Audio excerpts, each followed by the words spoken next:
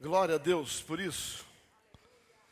Bom, como o governo do estado liberou para nós funcionarmos 100%,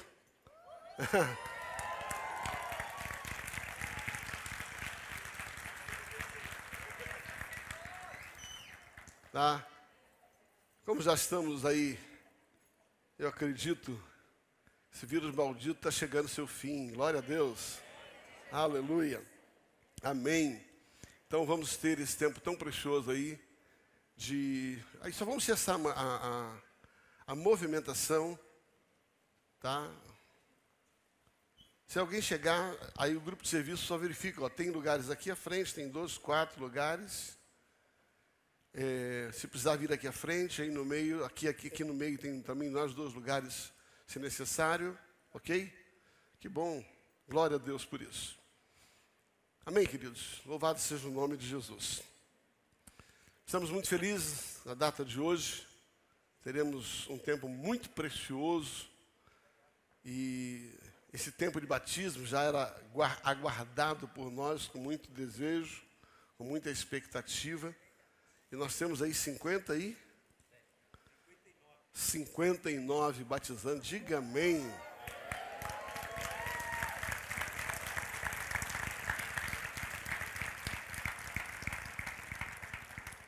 E ao mesmo tempo também hoje é domingo de ceia, domingo da Santa Ceia do Senhor.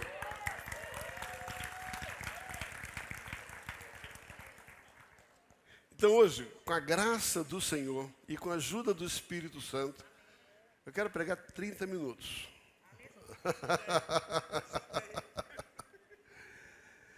Na verdade,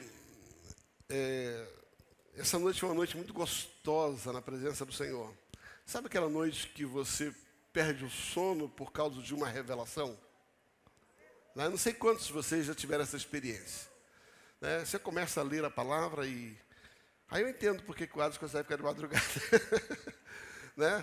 Aquilo vai fluindo e em alguns momentos a pastora Mina perguntou, amor, que horas são? Eu falei, amor, não liga não, deixa quieto.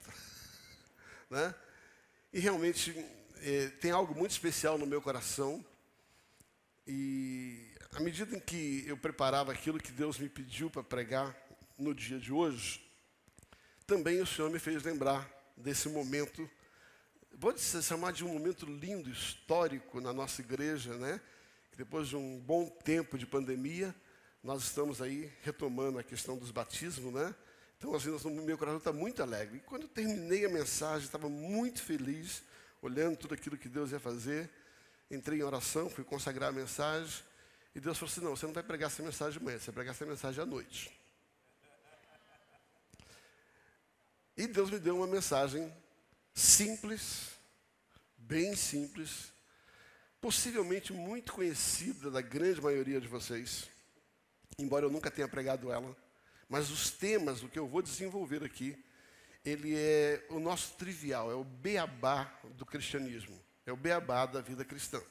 Hoje eu quero pregar sobre as ordenâncias de Jesus para a igreja. Tá? Então eu quero hoje trabalhar um pouco isso. Quando você faz integração, com certeza você passa por essas ordenâncias. Se você é membro desta casa, se você já passou pelo processo de integração, na integração nós conversamos um pouco sobre esses temas, que são fundamentos dessa igreja, porque nós entendemos que é a ordem de Jesus, faz parte aí do ABC da fé, e é onde a gente trabalha, uma das lições é o ABC, que é a gente dá essa lição na integração. Entretanto, eu quero só trazer hoje um pequeno esclarecimento para aqueles que estão começando na fé, talvez um pouquinho mais de aprofundamento do que a integração consegue dar. A integração tem um tempo muito curto para trabalhar as lições, Então, eu quero trabalhar hoje um pouco mais, sem me aprofundar muito, mas um pouco mais, para aqueles que já conhecem o tema, eu quero reforçar algumas verdades na sua vida. Para aqueles que estão começando a caminhar na fé e já ouviram isso, eu quero trazer, quem sabe, algumas informações novas. E aqueles que estão começando, eu quero trazer algumas orientações, principalmente para aqueles que hoje passarão pelas águas do batismo. Então nós vamos falar hoje sobre as ordenanças de Jesus para a igreja. Eu quero, nesse momento introdutório, dizer o seguinte: em todo o período do ministério de Jesus, em todo o processo e período do ministério de Jesus, Jesus traz muitas orientações, tá? Deixa eu explicar. Jesus, ele traz muitas instruções a respeito da vida cristã e da necessidade que o cristão tem da prática de algumas atividades espirituais. Mas Jesus nunca coloca isso como uma ordem, ele coloca isso como uma orientação. Por exemplo, ele fala sobre orar.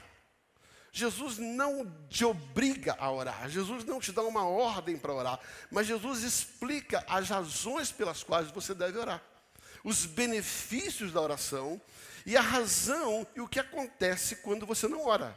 Então você claramente vê Jesus tentando nos instruir, diz assim: gente, tem vergonha, vamos lá, sabe, seja uma pessoa inteligente, ore, tá? Existe uma frase que diz: quem ora, seus males espanta, né? Eu costumo dizer o seguinte: quem ora, o mal nem chega perto. Sabe, o mal nem chega perto. À medida que você tem uma vida de oração, essa vida de oração é como se fosse um bloqueio, uma blindagem que existe sobre a sua vida. Deixa eu dizer, o inimigo, ele tem medo de quem ora. Porque ele não tem poder sobre a vida de quem ora. Porque a oração, ela nos fortalece em Deus, ela nos alicerça em cima de alguns fundamentos. Quer ver outra ordenança de Jesus? Por exemplo, jejum, que é muito pouco praticado, mas é extremamente importante. Entretanto, Jesus não te ordena a jejuar. Jesus, ele te orienta a respeito do jejum. E da mesma maneira que as orientações da oração, elas vão, através de Jesus, elas vão te explicar os benefícios, também Jesus começa a falar a respeito do jejum. E o que eu gosto de pensar é que Jesus não ensinou nada de que ele não vivesse. Jesus só ensinou aquilo que ele já vivia. Jesus ensinou as práticas que ele tinha no seu tempo de oração com Deus, no seu tempo de jejum. O jejum, ele tem como propósito não de comprar a Deus, de convencer a Deus, de barganhar algo com Deus, mas o jejum, o propósito central do jejum é que você mortifique. Eu preguei isso quando nós estávamos falando sobre o Sermão do Monte, eu preguei 20 mensagens, entre elas sobre isso. Sabe? O jejum, ele vai mortificar a sua carne, ele vai fazer com que a sua carne, o seu homem natural, ele seja subjugado e o homem espiritual fique alinhado. Você quer ouvir melhor Deus? Tem muita gente, eu não consigo ouvir Deus. Jejua. E à medida que você jejuar, você vai entrar numa sintonia, não só o teu corpo, mas o teu espírito vai entrar em sintonia com Deus. Ele não só nos orienta a orar, ele, por exemplo, nos orienta a importância de ler a palavra de Deus. O próprio Senhor Jesus e o apóstolo Paulo, de uma maneira específica, mais enfática, ele vai falar muito sobre essa questão da palavra. E o alicerce que é a palavra e a importância que é a vida de relacionamento com a palavra.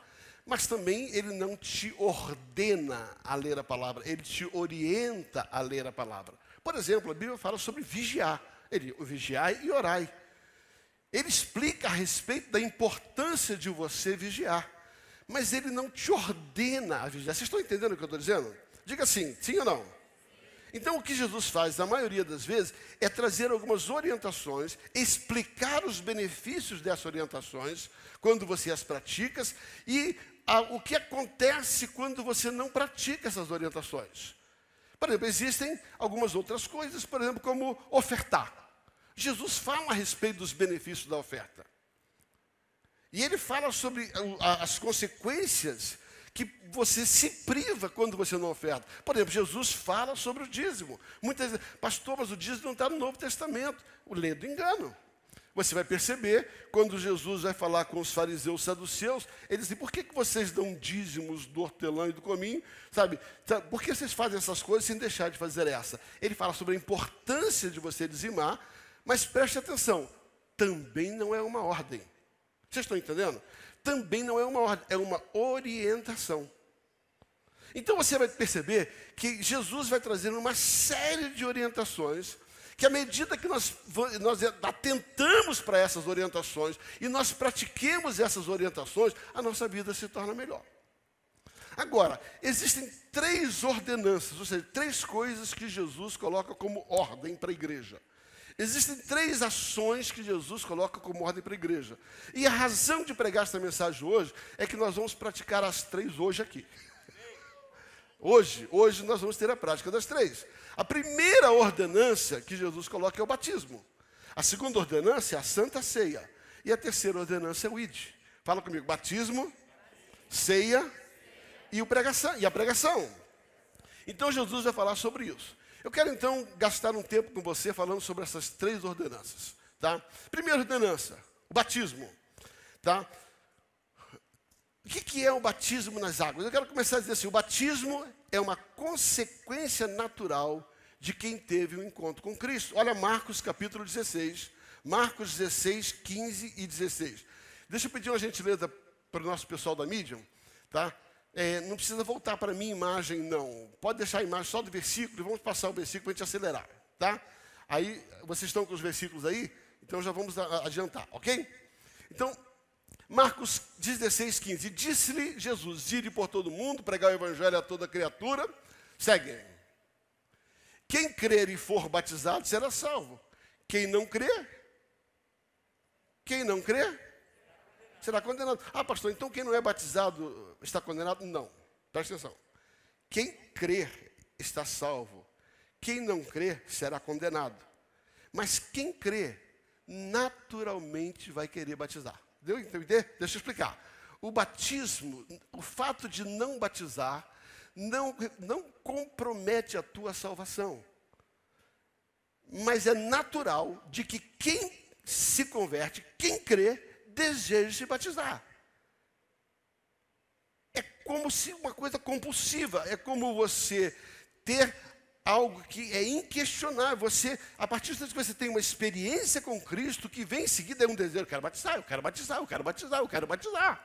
Porque você creu em Cristo, e agora, a partir do instante que você creu em Cristo, a consequência natural de quem creu é, agora eu quero passar por essa experiência do batismo, e você vai entender. A segunda verdade a respeito do batismo é que o batismo é uma figura da morte para a vida. É uma figura da morte para a vida. Romanos capítulo 6, versículo 3 e 4.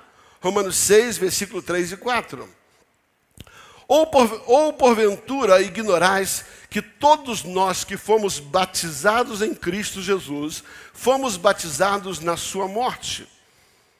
Fomos, pois, sepultados com ele na morte pelo batismo. Fala, sepultado na morte pelo batismo, para que como Cristo foi ressuscitado dentre os mortos pela glória do Pai, também nós andemos em novidade de vida. Presta atenção, o texto ele vai começar a nos deixar muito claro. Ele diz assim, nós vamos nos identificar, assim como nós vamos identificar com Cristo, com a sua morte, ou seja, ele morreu para viver uma nova vida, ele ressuscitou, agora morreu aquele homem carnal, aquele homem, não homem carnal, aquele homem humano, aquele homem de carne, morreu, e agora ele ressuscitou para um novo homem, e ele está vivendo uma nova experiência. A Bíblia está dizendo que é assim a importância do batismo, que nós precisamos nos identificar. O batismo, então, é uma passagem simbólica de alguém que está sepultando o seu passado e ressuscitando para uma nova vida. Diga amém. Não, por favor. Eu quero você mais vibrando com isso. Hoje temos quase 60 pessoas batizando. Você precisa vibrar com isso. Pastor, o que você está dizendo? Eu estou dizendo hoje que 60 pessoas vão dar um testemunho público de que o passado já era, de que aquela vida acabou, aquela vida morreu, e a passagem pelas águas, gente, dá vontade de pregar muito tempo, mas eu não tenho tempo, sabe? A passagem por as águas, quando você é imerso, essa é a razão porque nós batizamos por imersão. É como se o corpo ficasse debaixo daquela água, aquele velho homem ficasse ali, e quando você levanta dali, molhadinho, cheio de glória, para uma novidade de vida. Hoje, muita gente vai experimentar isso aqui nesse lugar. Então, esse é o batismo. Nós nos identificamos com Cristo, mas o batismo também ele foi praticado pelo próprio Jesus, ou seja, ele deixou isso como um exemplo. Mateus capítulo 3. Os irmãos já podem acelerar, senão a gente perde muito tempo, tá? Mateus capítulo 3, versículo 13 e 15. Por esse tempo dirigiu-se Jesus da Galiléia para o Jordão, a fim de que João o batizasse. Continua. Por esse tempo dirigiu a Deus. Ele, porém, o dissuadia, dizendo: é eu que preciso ser batizado por ti, tu vens a mim? Continua. Mas Jesus lhe respondeu: deixa por enquanto, porque assim nos convém cumprir toda a Escritura. Então João admitiu. Ou seja, presta atenção, o próprio Senhor Jesus deixou o exemplo da importância do batismo. Deixa eu explicar para você. Jesus precisava passar pelo batismo? Não. Ele tinha pecado? Não. Ele precisava morrer por pecado? Não. Mas por que ele fez? Ele fez para que toda a justiça fosse praticada. Para que ficasse, por exemplo, ele estava dizendo assim, se próprio Cristo deu esse exemplo, por que você não se batiza? É uma pena que hoje a gente não tenha espaço para batizar algumas pessoas aqui, porque eu tenho certeza que tem gente ardendo no coração dizendo assim, eu quero batizar. Mas eu vou dizer para você, se você está aqui, e até terminar essa mensagem, se você quiser batizar, a gente faz outro batismo, nem que for semana que vem. Tá? Mas eu não quero que você deixe de viver essa experiência genuína, maravilhosa, em Cristo Jesus. Tá? Quinto lugar, o batismo agrada a Deus. Olha isso, eu gosto disso. O batismo agrada a Deus. Mateus capítulo 3. Mateus capítulo 3, versículos 16 e 17. Batizado Jesus, olha que coisa linda. Batizado Jesus, saiu logo das águas. Presta atenção, qual é o ato? Diga assim, Jesus batizou. Agora presta atenção no texto, tá? Me ajuda no texto, ó. Jesus acabou de ser batizado. Jesus foi batizado. Logo que saiu das águas, eis que lhe abriu os céus. Vai acontecer isso sobre a sua vida hoje, em nome de Jesus.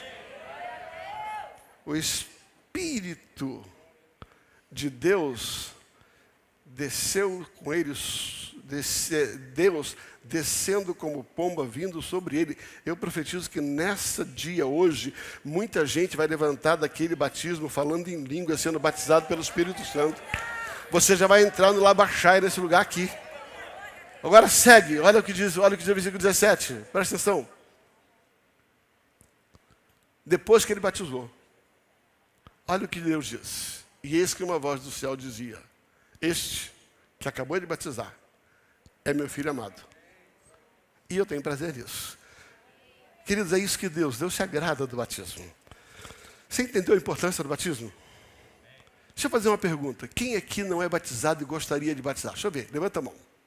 1, 2, quem mais? 3, 4. Ó, não vamos fazer assim, 5, vamos fazer o seguinte. Tá? Cadê o Luiz? Fica em pé, Luiz e Baby. No final desse culto, você vai dar o nome do pastor Luiz para a pastora Baby. Se você quer batizar, e nós vamos providenciar o mais rápido possível outro batismo. Amém? Tá? Importante você passar por isso. Obrigado. Segunda ordenança, Santa Ceia do Senhor. Tá? Lucas capítulo 22, versículo 15 ao versículo 23. Tá? A Santa Ceia, ela foi estabelecida por Jesus. Quem estabeleceu a Santa Ceia foi Jesus. Ok, ela tem um símbolo profético no Antigo Testamento. Ela tem um ato profético ali no Êxodo, tá? Quando Deus mandou o povo se reunir e sacrificar um cordeiro. Ali é um símbolo da morte, ali é um símbolo do sangue. Mas a Santa Ceia do Senhor foi estabelecida por Jesus. Né? E disse-lhe versículo 22 do 15 em diante. E disse-lhe: tenho desejado ansiosamente comer convosco esta Páscoa, fazendo referência ao momento em que eles viviam, que era um momento profético estabelecido no Êxodo. Diz assim: antes do meu sofrimento, até o 23. Pois vos digo que nunca mais comereis até que ela se cumpra no reino de Deus. E tomando um cálice, havendo dado graças, disse: recebei e reparti entre vós. Pois vos digo que agora em diante não mais bebereis do fruto da vide até que venha o reino dos céus, o reino de Deus. E tomando um pão, lhe deu graças, partindo, lhe disse, dizendo: isto é o meu corpo que é oferecido por vós, fazei isso em memória de mim. Semelhantemente, depois de cear, tomou o cálice, dizendo: este cálice é a nova aliança no meu sangue, derramado em favor de vós. Todavia, a mão do traidor está comigo à mesa. Porque o Filho do Homem, na verdade, vai segundo o que está determinado, mas ai daquele que por intermédio de quem ele está sendo traído. E o último versículo: então começaram a indagar entre si, que seria dentre eles o que estava para fazer isso. A Santa Ceia do Senhor foi um momento profético, o cumprimento de um momento profético estabelecido no Êxodo, no tempo da Páscoa. Na Páscoa, no Antigo Testamento, Deus colocou o símbolo da morte de um cordeiro, tá? Um animal. Cada família precisava trazer um cordeiro, e quando esse cordeiro era oferecido, ele era morto e o sangue dele era aspergido. Isso diz que Deus olhava para esse sacrifício, e ele então, o que ele fazia? Ele olhava para aquele cordeiro, para aquele sangue, e ele cobria o pecado. Ele olhava para as pessoas que trouxeram, e aquele cordeiro, ele representava que o pecado daquela família estava sendo pago com a morte daquele cordeiro. E é por isso que quando João Batista olha para Jesus, ele diz assim: não é mais daquele animal, mas agora Jesus. Este é o Cordeiro de Deus que tira o pecado do mundo. Presta atenção, mais uma vez se cumpre profeticamente aquilo que Deus falou a Abraão. Abraão, porque não me negaste o teu filho, não te negarei o meu único filho. Então, Jesus estabelece a Santa Ceia como uma ordenança para se cumprir algo que foi profetizado no Êxodo, e agora ele com o seu próprio corpo, através do seu próprio corpo, que simboliza o pão, e do seu próprio sangue, que simboliza a nossa libertação, o perdão dos nossos pecados, Jesus então ordena o cumprimento da Santa Ceia do Senhor. Por que nós tomamos a ceia? Porque Jesus estabeleceu. E ele diz: fazei isso todas as vezes em memória de mim. Tá? Quem deve participar da ceia? Quem é que deve participar da ceia? Tá? 1 Coríntios 11, 23 a 25. 1 Coríntios 11, 23 a 25. Ele vai dizer assim: porque eu recebi do Senhor o que também vos entreguei, que o Senhor Jesus, na noite que foi traído, tomou o pão e, tendo dado graças, partiu e disse: isso é o meu corpo que é dado por vós, fazei isso em memória de mim. Diga comigo: fazei. De novo: fazei. De novo: fazei. Por semelhante modo, depois de haver tomado, também tomou o cálice, dizendo: esse cálice é a nova aliança do meu sangue. Fala de novo: fazei. Fazei isso todas as vezes que beberdes em memória de mim. Tá? Preste atenção, quem é que deve tomar a Santa Ceia do Senhor? Primeiro, todos aqueles que tiveram experiência com Cristo. Todos aqueles que entenderam Jesus como seu Senhor e Salvador. Todos aqueles que entenderam que o sacrifício de Jesus foi substitutivo. Ou seja, Jesus morreu e ao aceitar a morte dele, é como se no seu lugar os seus pecados fossem cravados. Isaías diz que os nossos pecados foram cravados na cruz do Calvário quando Cristo morreu. Então, quando você entende isso, que agora em Cristo os seus pecados estão perdoados, você está habilitado a participar do memorial da Santa Ceia. Agora, pastor, eu vim de uma igreja, eu soube que se você tiver acordado e aí passou aquele pensamento pornográfico na cabeça, aí antes de vir para a igreja, você teve um quebra-pau em casa, você não pode cear. Mentira. Eu vou repetir: mentira. A ceia, ela não é restritiva para quem tem um coração desejo de pedir perdão. Para quem tem o coração desejoso de pedir perdão. A Bíblia diz, fazei, e não talvez faça. Faça-se. O que você vê aqui não é faça-se. Ouça bem. Tá? Pastor, mas nós vamos ver que mais à frente a Bíblia fala que nós precisamos nos examinar. Eu vou chegar lá.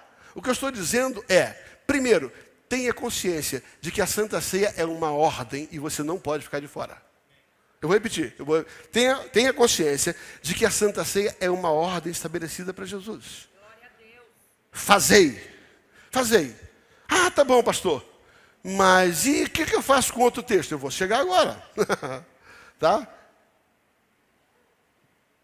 Quando eu não devo participar da ceia? Se eu tenho que participar, quando eu não devo? Quando você é tão sem vergonha que você não tem vontade de mudar.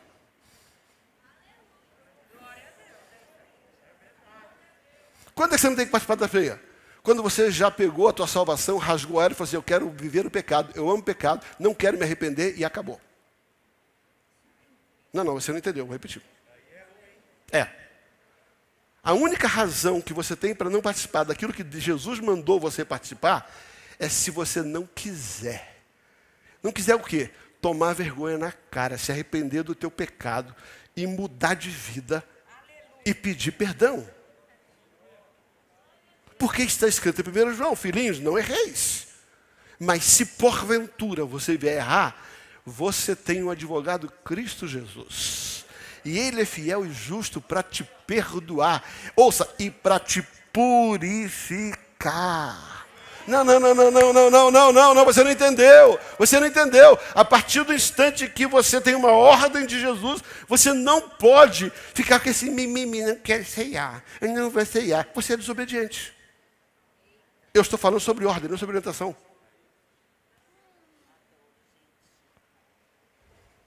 Eu falei que talvez você que está anos na igreja aprendesse alguma coisa hoje. Diga comigo, a ceia é uma ordem. Fazei. Logo, eu não tenho opção de não fazer. Só não faço se não tiver vergonha na cara. Por isso que a Bíblia diz, examine-se, pois, o homem a si mesmo. Essa é a razão pela qual o texto está ali. O texto está ali diz assim, se você estiver em pecado, não ceia. Não. Se você estiver em pecado, faça um autoexame. E nesse exame que você vai fazer, nesse autoexame que você vai fazer, se você descobrir alguma coisa, mano, pega o coração, sabe? Levantar-me-ei, irei ter com meu pai. E digo, pai, pequei contra os céus, pequei contra a terra. Não sou digno de ser chamado seu filho. Se arrependa. É só isso? É só isso. Se for genuíno, é só isso. Agora, tem gente que não quer cear porque ama continuar alisando o pecado. Está doido para chegar segunda-feira e continuar fazendo aquelas porcariadas. Você não vai fazer hoje à noite ainda. Então a ceia é uma ordenança que você deve participar. Né? Então quem deve participar? Todos. Agora presta atenção. Antes de entrar na última ordenança, eu vou encerrar. Eu falei que ia encerrar, pedi você. O Rogério está ali nervoso. Né? Só por causa disso eu vou pregar mais. A ceia estabelece 3 tempos da nossa vida. Eu gosto muito disso, se você quiser depois dar uma pesquisada, tem bastante coisa a esse respeito. Diga assim, a ceia fala do meu passado, fala do meu presente e fala do meu futuro. De novo, a ceia fala do meu passado. Tá? O que a ceia fala do meu passado? Ela vai lembrar daquilo que Jesus fez. Por isso que a Bíblia diz em memória. Tá? Ou seja, Jesus fez algo. A ceia, ele vai lembrar do que Jesus já fez por você. Repita comigo, já fez. Não, já fez. Fala assim, não vai fazer. Já fez. Diga assim, passado. Diga assim, Jesus já fez. Então, algo do passado que me reporta que não é o que Jesus vai fazer, Querido, essa é uma doutrina tão linda para você entender. Jesus não tem que fazer mais nada. Tudo que Jesus conquistou na cruz é direito nosso, é nossa herança. Ele já conquistou. E leia Isaías 61, você vai entender. O Espírito do Senhor estava sobre ele, e isso aconteceu. A profecia de Isaías é muito plena a respeito daquilo que Jesus fez no passado.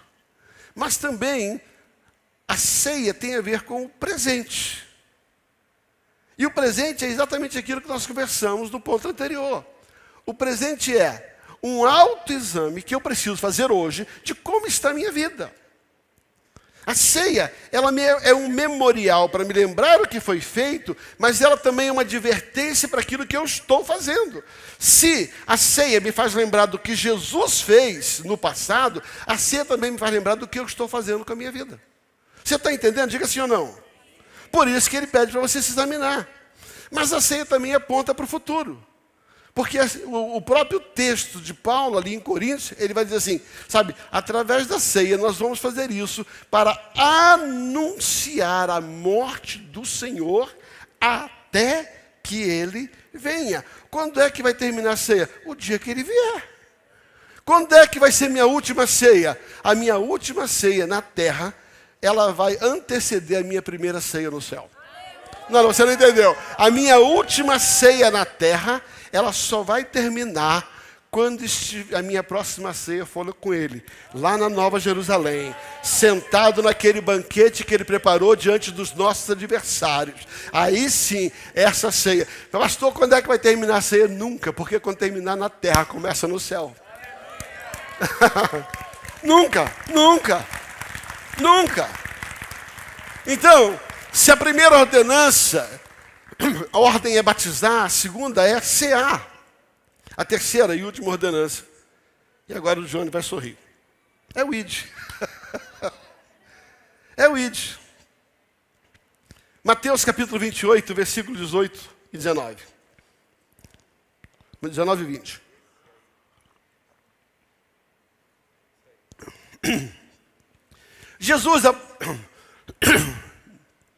Ide por todo mundo, Jesus aproximando-se,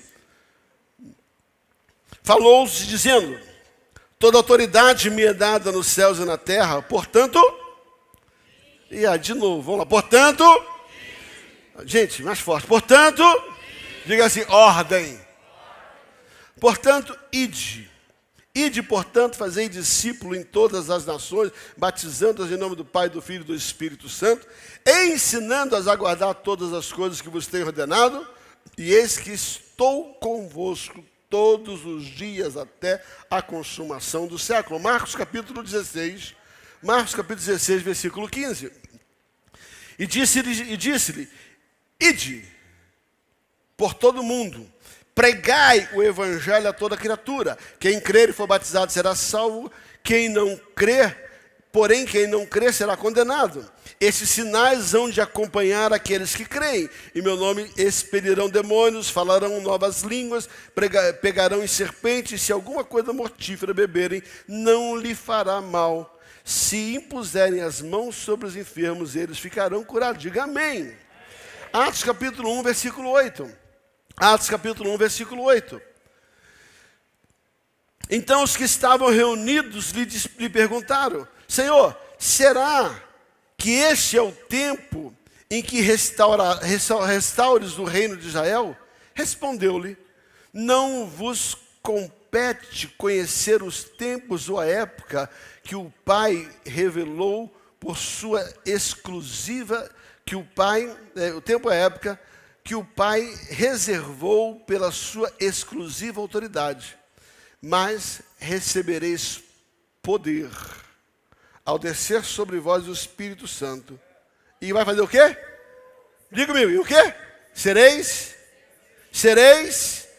minhas testemunhas, tanto em Jerusalém, como em toda a Judéia, Samaria, até os confins da terra. Ou seja, existe uma ordem para você se batizar. Existe uma ordem para você ceiar. Mas existe uma ordem para você pregar. Diga assim, pregação não é orientação. É ordem. Ah, não, você não entendeu. Se uma autoridade lhe dá uma ordem e você não cumpre, você é? Ah, ninguém quer falar, né? Se você está debaixo de uma ordem e você não cumpre, você é? Desobediente. Diga assim, pregar não é uma sugestão, não é uma orientação, é uma ordem. Tá? O que eu gosto no texto, principalmente no texto, todos os 3 textos que li, Mateus, Marcos e Atos capítulo 8, é que ele vai dizer que a pregação, ela não é um encargo exclusivo de pastores. A pregação, ela vai tanto ser pública como privada. Ele vai falar assim, Jesus em Atos capítulo 8, e sereis minhas... Presta atenção, você precisa de um microfone para testemunhar para o vizinho? Você precisa do altar para testemunhar para o vizinho? Não. Então você pode testemunhar se você quiser? Você pode contar a sua experiência? Você pode dizer o que Jesus fez por você? Você pode dizer o que Jesus tem para fazer por ela? Logo, você não faz se você não quiser. E quando você não quer pregar o evangelho, quando você não quer dar testemunho, você está numa margem muito delicada, uma linha muito tênue de desobediência. Pastor, quando eu devo cumprir o ID? Quando é que eu vou pregar o evangelho? 2 Timóteo 4:2. 2 Timóteo capítulo 4, versículo 2. Lê para mim. Alguém lê alto aí. Vai lá. Prega.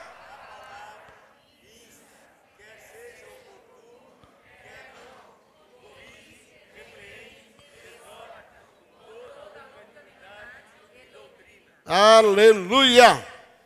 Eu gosto muito da versão da revista atualizada que diz assim: pregue a palavra a tempo e a fora de tempo. Pastor, quando eu tenho que pregar a palavra? Já, hoje, agora.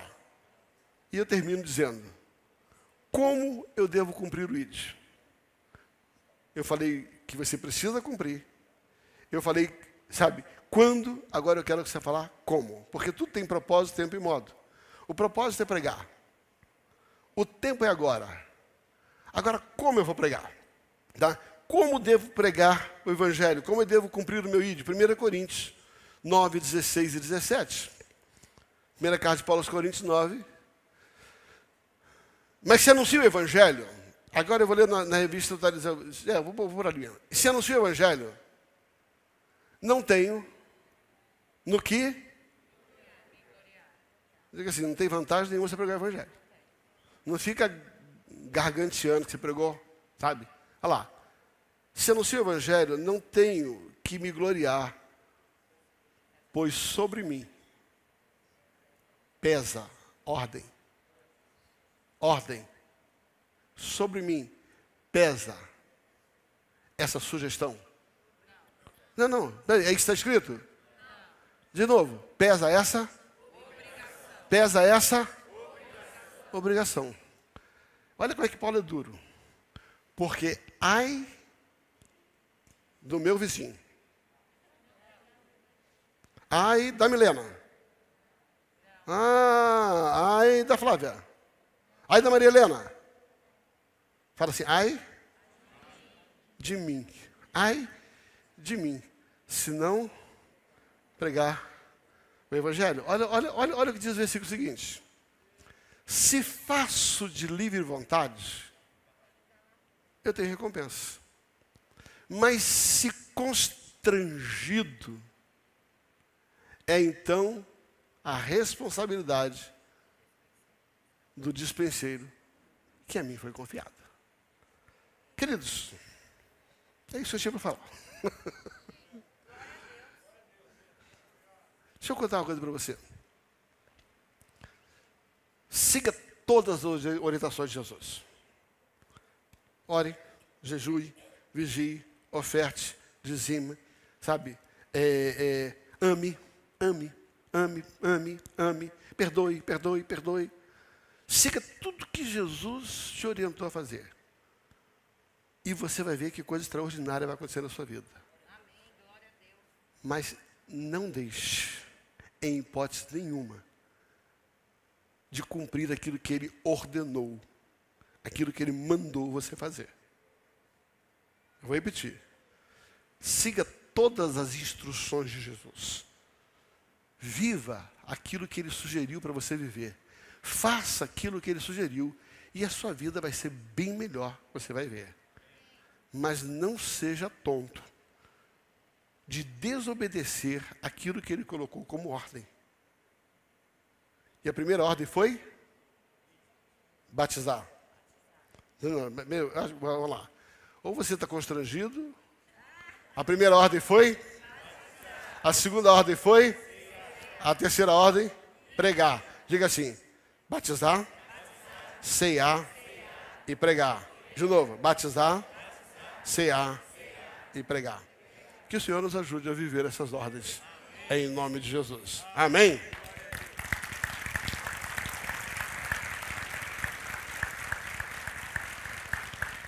Pastor Rogério, 27 minutos.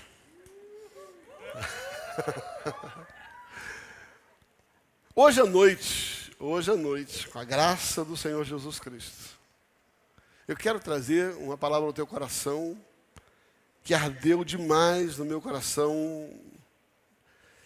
Domingo passado eu já vinha falando, e o tema da palavra de hoje à noite é vencendo o cansaço e retomando o ritmo da vida. Ah, Jesus amado, você não pode perder. Vencendo o cansaço e retomando o ritmo da vida. Hoje à noite, com a graça do Senhor Jesus, eu quero você presente aqui, tá? Estou pensando até em não tirar aquelas cadeiras lá, tá? Mas eu quero você aqui hoje à noite, tá? Essa é a igreja que Jesus espera, uma igreja animada, avivada, cheia do fogo, tá? Que o Senhor possa